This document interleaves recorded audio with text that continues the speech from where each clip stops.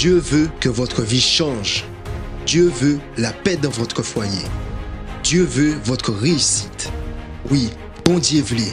Dieu veut ce qu'il y a de meilleur pour vous. Dimanche 12 février à 9 h, au Palais des Sports du Gosier. Participez à cette grande concentration de foi et de miracles. L'événement Bon Dieu veut. Un jour qui va marquer le changement total de votre vie.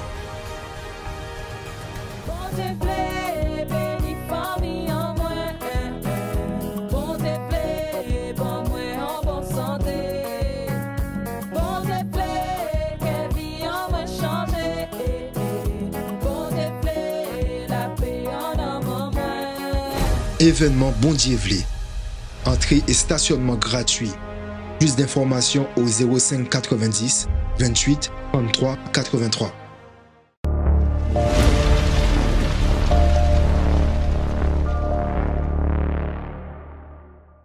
Bien bonjour à vous tous et soyez la bienvenue dans ce dimanche dans notre émission Arrêtez de souffrir. Cette émission est en vérité pour tous ceux qui sont une souffrance ou qui sont en train de passer par une souffrance. Et j'aimerais vous dire une chose. Lorsqu'une personne souffre, dit-elle qu'elle souffre? Dit-il qu'il souffre? Nous, lorsque nous regardons bien, 80%, 70% des personnes préfèrent garder cela pour eux. À cause peut-être des mauvais yeux, des paroles, à cause peut-être la honte que la personne a, l'opprobre que la personne a de pouvoir dire à quelqu'un, voilà, je souffre pour telle et telle chose.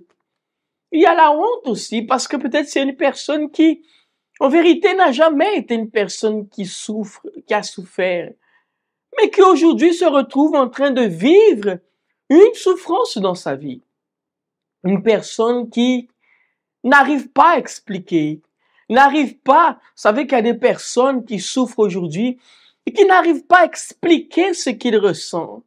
C'est tellement profond que cela, ils n'arrivent pas à expliquer. Ils savent juste une chose, je souffre, je me sens mal à l'intérieur de moi. Et pour expliquer cela, c'est toute une guerre, toute une bataille.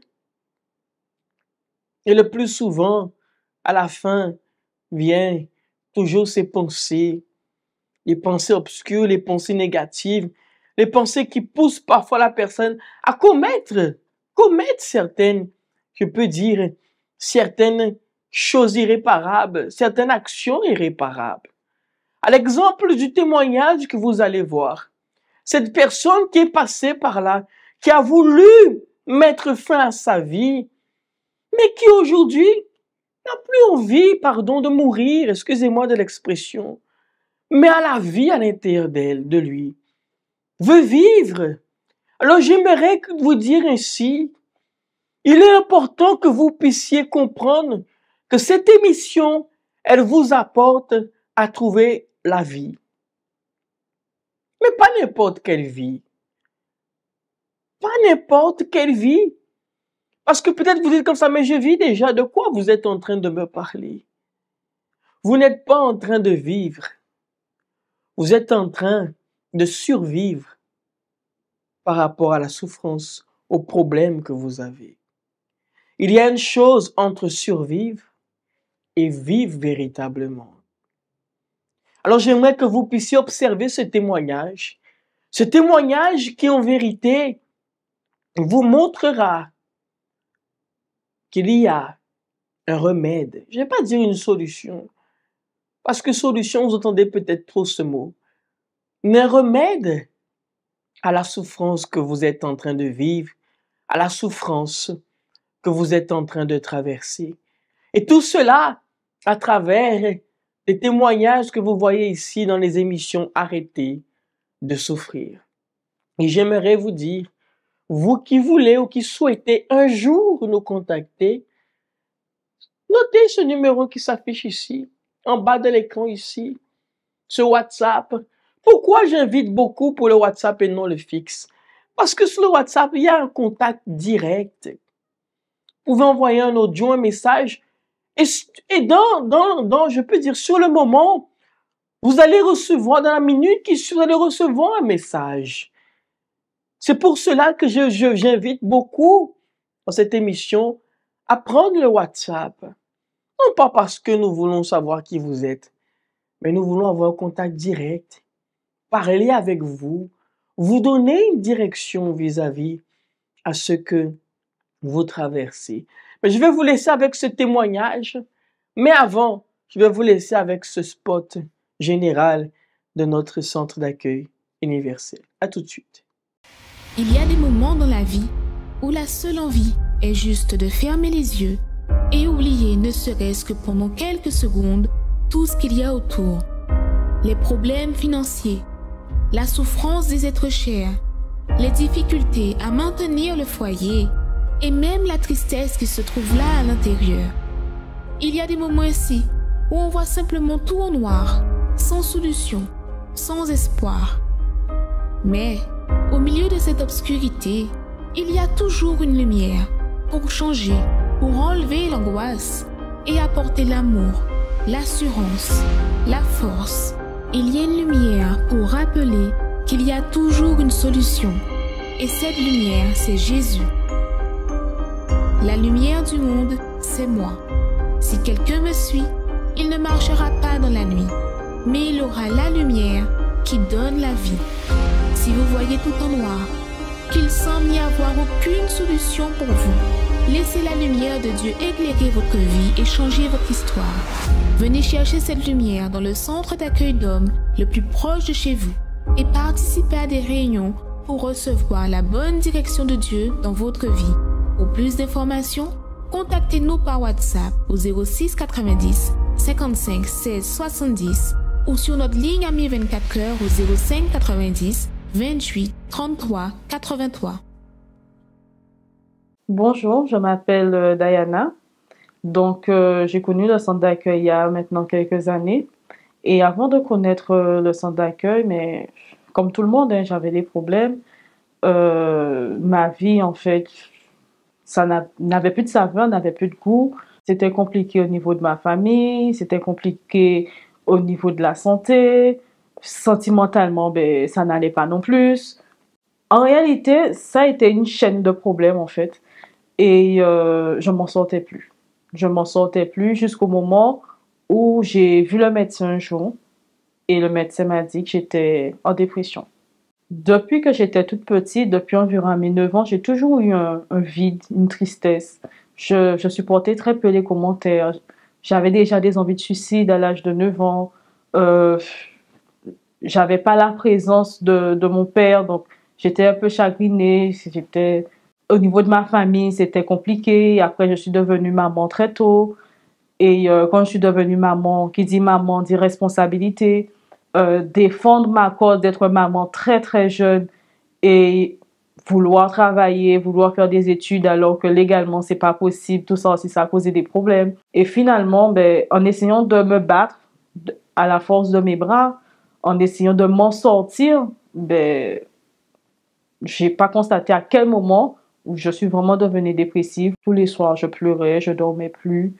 Et la journée, je devais faire face aux autres, donc je devais faire comme si tout allait. Mais une fois que j'arrivais chez moi, mais c'était la catastrophe. J'étais colérique, j'étais tout le temps énervée. Voilà. Je n'arrivais pas à gérer mes propres sentiments et encore moins à gérer encore d'autres choses à côté. Donc, ça faisait un peu beaucoup. Donc, j'ai commencé à prendre des antidépresseurs et la situation ne s'est pas améliorée. Au contraire, elle s'est empirée. J'ai commencé à trembler. Ça a développé d'autres problèmes. J'ai développé un ulcère. Et ça a continué comme ça. J'étais jeune maman. Je m'en sortais pas. J'étais complètement perdue. Je me suis même pas rendu compte à quel moment que moi-même j'ai cessé d'exister, que les problèmes étaient devenus tellement énormes que ma seule envie, c'était de mourir. Je voulais mourir. Je me suis dit que au moins, si je mourais, je n'aurais pas à subir, je n'aurais pas à voir et je n'aurais pas à constater l'état de ma vie. Intérieurement, ça n'allait pas, mais quand même extérieurement, j'essayais de faire de tout pour que ça aille. Donc, je vivais selon les commentaires des gens. Donc, si on m'avait dit je grossis, ben, je vais m'organiser pour maigrir. Si on m'a dit que j'ai maigri, je vais essayer de gagner un poids. Et c'était comme ça. Ma vie était complètement détruite. J'avais l'impression que c'était sans issue. Tout ce que j'essayais de faire, mais ça n'allait pas. À un certain moment, je travaillais, mais je devais cumuler de travail à côté parce que j'étais pas rémunérée. Euh, c'était... Je n'avais pas les mots, en fait, pour décrire, mais la catastrophe que je vivais et que je devais cacher pour que les gens ne constatent pas, en fait, que ben, ma vie est une vie misérable. Le moment le plus difficile pour moi, c'était quand j'étais maman. À un certain moment, j'étais placée et je suis partie. Et on m'a informé que ma fille sera placée. Et vu que c'était mon seul refuge, là, c'est où j'ai vraiment commencé à sombrer, où je suis vraiment tombée dans la dépression sévère et que là, les gens ont vraiment constaté en fait que ça n'allait plus. Qui me connaissait savait que ça n'allait plus parce que je n'arrivais plus à contenir mes larmes seulement quand j'étais chez moi, mais je pleurais extérieurement aussi. Donc les gens me voyaient pleurer. Mes proches ont appris ce qui se passait. Donc là, c'était vraiment compliqué. Et faire face aussi au regard des autres, c'était encore plus compliqué. Et ma vie était comme ça, complètement détruite, jusqu'au jour où j'ai connu le centre d'accueil. Et quand je suis arrivée, j'ai entendu une parole de force qui me dit que il y a encore une opportunité, que tout n'est pas fini, que une parole d'encouragement. Et quand j'ai entendu cette parole-là, ben, je l'ai absorbée. Et de fil en aiguille, j'ai pu commencer à m'ouvrir, à parler aux autres, à dire ce qui se passe à l'intérieur de moi, mes difficultés. Et ma vie a commencé à changer. Au niveau de ma santé, j'ai été guérie. J'avais un ulcère, on ne trouvait pas exactement qu'est-ce qu'il fallait faire. J'étais arrivée à la phase où on me disait qu'il fallait faire une opération. Et ma vie, complètement restaurée. Cette opération n'a pas eu lieu parce que j'ai été guérie. La dépression, mais c'était fini de pleurer tous les soirs. C'était fini cette histoire de ne pas dormir, de prendre des médicaments. Tout ça, c'était fini. J'ai commencé à avoir la paix. J'ai commencé à avoir la vision que ma vie peut changer. Il y avait encore les problèmes, mais les problèmes, je voyais une solution. Je n'avais pas cette envie de mourir pour fuir le problème, mais j'avais cette envie de vivre et pour vaincre en fait ce problème, pour résoudre la situation. Et c'est ce que j'ai fait.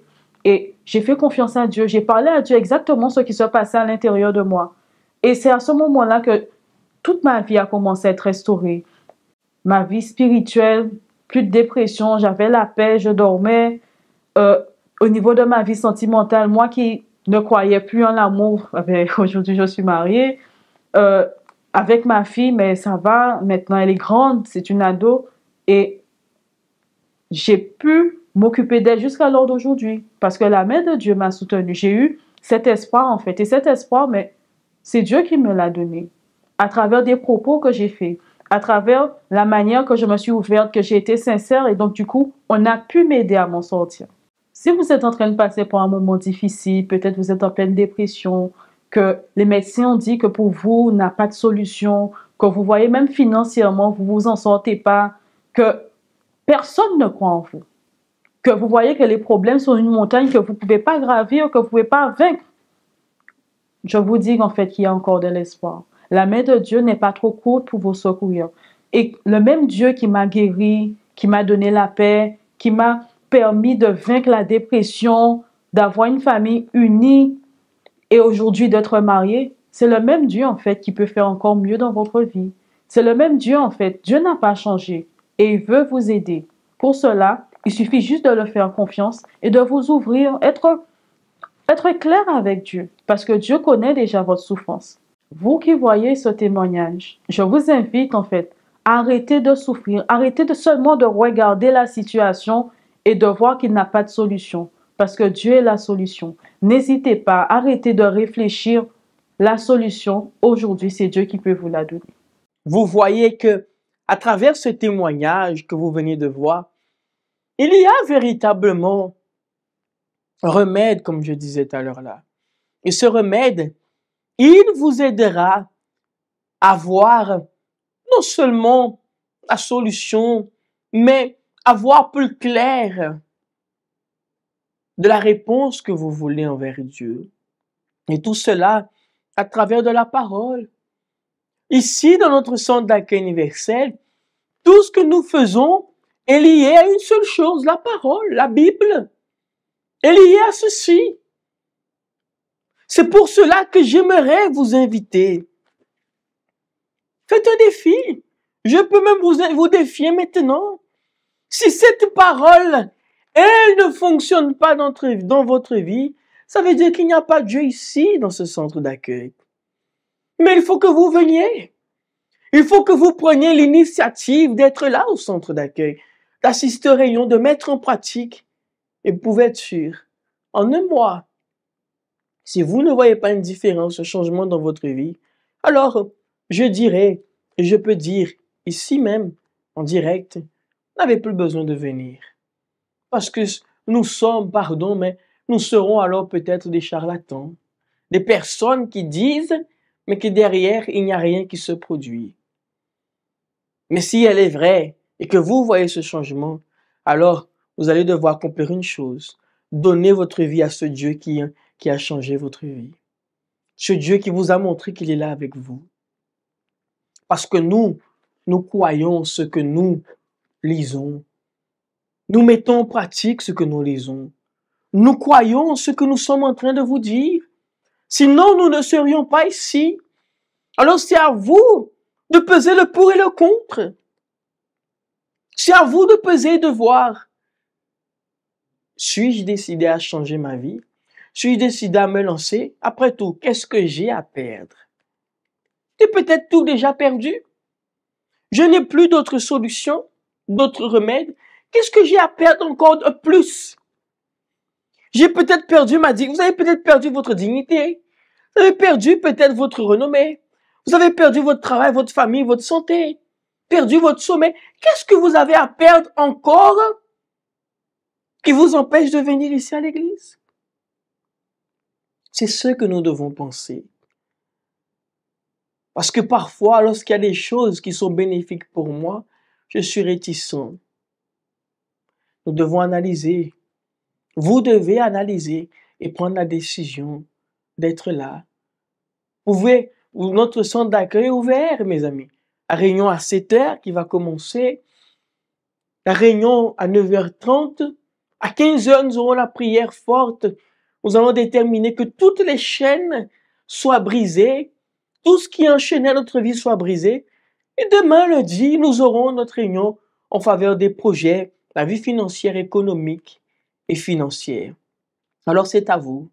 J'aimerais vous laisser avec ce spot qui parle des adresses, suivi aussi des horaires, le spot qui parle aussi d'aide avec les horaires de la semaine, qui parle de chaque jour du lundi, mardi, mercredi, jeudi, vendredi, samedi et dimanche. Alors, ne manquez pas. Je vous laisse avec ce spot et préparez-vous, car dans quelques minutes, nous allons faire la prière en faveur de vous. À tout de suite. Connaissez-vous nos centres d'accueil universels ici dans les Dômes? Notre siège est situé en Guadeloupe, aux Abîmes, au 6 Morne-Verguin, en face de la Brède, entre le KFC et le McDonald's. Nous avons aussi nos centres d'accueil à Pointe-à-Pitre, au 29 quai Lefebvre, en face du parking du port. À Baïf, au 51 impasse Louis Blériot, Zac des Pères Blancs, derrière le Super U. À Saint-François, à la rue Charles Junon, à 100 mètres du marché de la Rotonde. Nous sommes aussi en Martinique, au 42 rue Garnier-Pagès, proche du Leader Price à Fort-de-France. Mais aussi en Guyane française, à Cayenne, au 19 zone artisanale Galmo, proche de l'entrée du CFA. Ainsi qu'à Kourou, au 1 rue du Levant, proche du Lip Service Ting. Si vous désirez plus d'informations, vous pouvez nous contacter sur notre ligne AMI au 05 90 28 33 83 ou sur notre WhatsApp au 06 90 55 16 70.